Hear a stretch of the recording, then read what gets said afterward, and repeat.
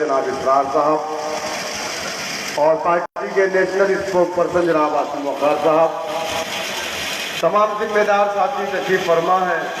एक शेर के साथ अपनी बात को शुरू करूंगा क्योंकि सदर मोहतरम के बगल में हमारे बाबा जी बैठे हुए हैं, तो ये तस्वीर देख करके मुझे एक शेर याद आया और वो शेर मैं आरएसएस और बीजेपी वालों तक पहुंचाना चाहता हूं कि हवेली झोपड़ी सबका मुकद्दर फूट जाएगा।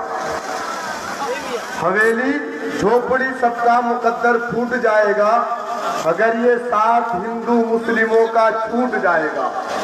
दुआ करो कि ये प्यार के रिश्ते रहे कायम, ये रिश्ता टूट जाएगा तो भारत टूट जाएगा। मेरे दोस्तों, मेरे बुजुर्गों, कौम के गज्जूर नौजवानों, मजलिस इत्तेहादुल मुस्लिमीन से मोहब्बत रखने वाले और पर्दे में बैठकर सुनने वाली मेरी इज़्ज़तदार माँ और बहन, 2022 का इलेक्शन है। तमाम पार्टियां आपके दरमियान में, खास करके समाजवादी पार्टी, बहुजन समाज पार्टी के मुस्लिम चपरासी मुसलमानों के दरमियान में जाकर के ये कहते हैं कि इस मर्तबा तो बीजेपी को हराना। कहते हैं कि नहीं कहते? इस बार तो बीजेपी को हराना। और यही चीज हम 74 साल से सुनते चले आ रहे हैं। पहले कांग्रेसी कहते थे कि संघ को हराना है और अब कांग्रेसी कहते, समाजवादी पार्टी के लोग कहते और बहुजन समाज के लोग कहते बीजेपी को रोकना। एक बात बताओ आप, बीजेपी को रोकने की जिम्मेदारी किसकी है? हमारी है? क्या हम सेकुलरिज्म के खुदी हैं? क्या ये काम सिर्फ हमारा है कि हम बीजेपी को रोकने के लिए नाम नहाद सेकुलर पार्टियों को वोट डालते हैं? यकीनन हम बीजेपी को रोकेंगे इंशाअल्लाह ताला। जिस तरीके से महाराष्ट्र के अंदर औरंगाबाद में 22 साल बाद शिवसेना और बीजेपी के एमपी को कांग्रेस नहीं हरा पाई थी, मजलिस इत्तेहादुल मुस्लिमीन ने वहां हरा करके अपना परचम गाड़ा और वहां से इम्तियाज जलील साहब एमपी हुए। हमको डरा करके हमारे वोट को लिया जाता। कभी आपने सोचा कि इस मुल्क के अंदर कलमा ला इलाहा इल्लल्लाह मुहम्मदुर रसूलुल्लाह पढ़ने वाली कौम के साथ आज नाइंसाफियां क्यों हो रही है? रंगनाथ मिश्रा कमीशन की रिपोर्ट, सक्सेस कमेटी की रिपोर्ट, गोपाल कमीशन की रिपोर्ट, कुंटू कमीशन की रिपोर्ट, महमूदुर रहमान कमेटी की रिपोर्ट ये कहती है कि हिंदुस्तान का मुसलमान दलित से बदतर अपनी जिंदगी को गुजार रहा है। कभी आपने सोचा कि हमारी शरीयत में मुदाखलत क्यों? कभी आपने सोचा कि हमारी लिंचिंग क्यों? कभी आपने सोचा कि हमारी इबादत गाहों से लाउडर क्यों उतारे गए? कभी आपने इस चीज पे गौर किया कि इस देश के अंदर तमाम तरह के जानवर खाने वाले लोग हैं? अरे इस देश के अंदर राम को पूजने वाले और रावण को पूजने वाले भी हैं, क्योंकि इस देश का संविधान इतना खूबसूरत है कि ये मजहब की आजादी देता है। आप अपनी पसंद के खाने खाओ, अपनी पसंद के कपड़े पहनो, अपनी पसंद के देवी देवताओं को पूजो, अपनी पसंद के मजहब को अख्तियार करो। आज बीजेपी आरएसएस के लोग, अगर कोई मुसलमान बच्ची किसी हिंदू लड़के के साथ भाग जाती है तो कहते हैं कि धर्म का बंधन तोड़ करके और मोहब्बत के जाल में फंस गई, धर्म का बंधन तोड़ करके फरार हो गई। और वहीं पर अगर मुसलमान लड़का ऐसा करता है तो कहते हैं कि ये देखिए धर्म परिवर्तन करवाया, लौ जिहाद किया। इस तरीके के जो मामलात हमारे साथ हो रहे हैं, कभी आपने सोचा क्यों हो रहे हैं? दाढ़ी और टोपी के नाम पे आपको टारगेट किया जा रहा है, कभी आपने सोचा क्यों? गोश्त के नाम पर आपको मारा जा रहा है, कभी आपने सोचा क्यों? आतंकवाद के झूठे मुकदमे में जेल की सलाखों में डाला जा रहा है, कभी आपने सोचा क्यों? नहीं सोचेंगे आप?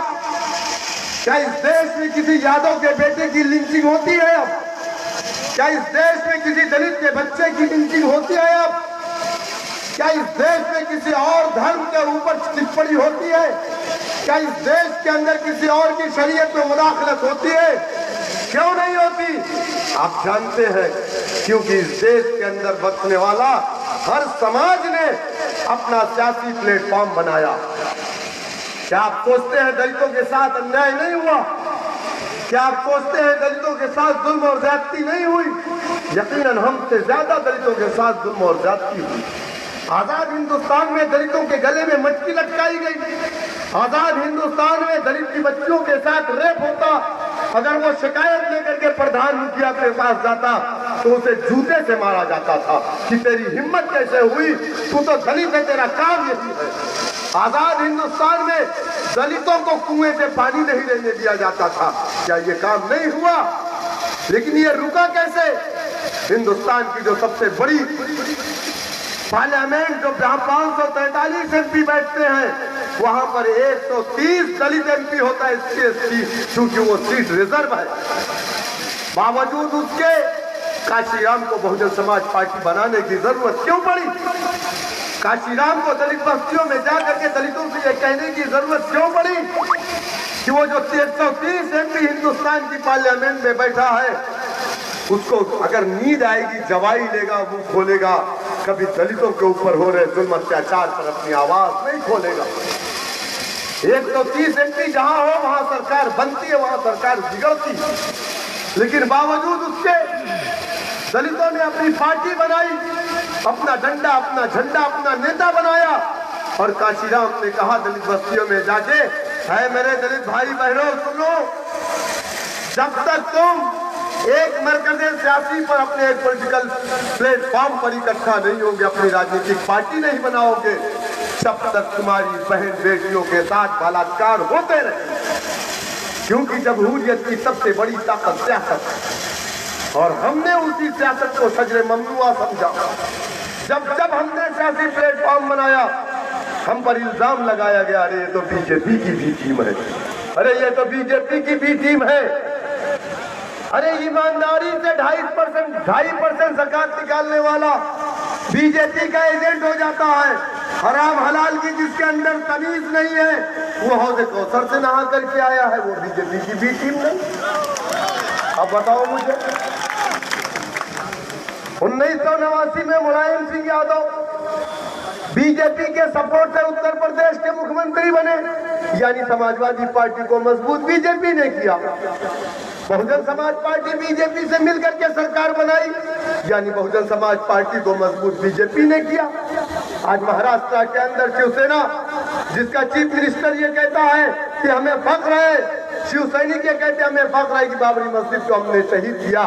आज समाजवादी पार्टी, कांग्रेस, एनसीपी मिलकर के शिवसेना के साथ वहां सरकार चला रहे, और एजेंट किसको कहते हैं? हमको। और ये तो वही हाल है, सुपुआ तो सुपुआ चलनियो हंसा है देखे 72 से, है ना।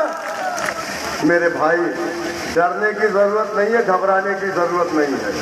अल्लाह ने कुरान में फरमाया, कुलिल्लाहुम्मा मालिकल मुल्क तूतिल मुल्क, अल्लाह जिसको चाहता है मुल्क के अंदर हुक्मरान बनाता है।